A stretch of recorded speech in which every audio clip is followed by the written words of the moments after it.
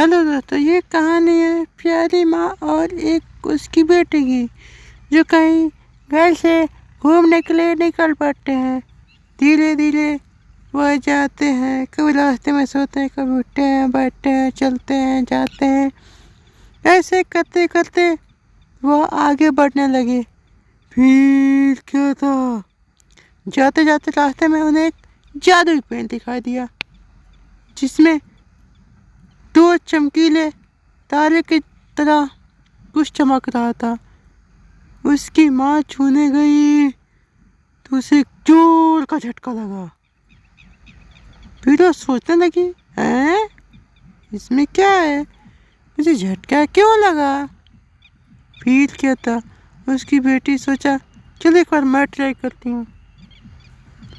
फिर वह धीरे धीरे उस चमकीले पास गई। फिर जाकर छूती है तो उसे भी जोर का झटका लगा। ये क्या, कुछ समझ में नहीं आया था दोनों को।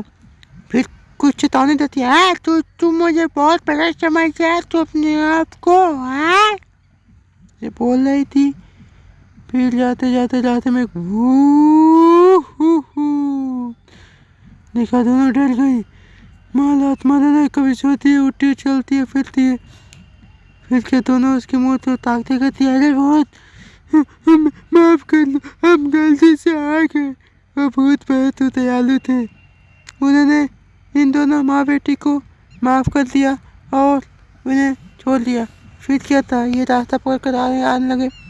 लास्ट में क्या हुआ कि एक सांप आकर इसकी बेटी को काट देता है और उसकी माँ को भी। दोनों मर जाते हैं। कहानी अच्छी लगे तो चैनल को सब्सक्राइब कर, लाइक, ज़्यादा शेयर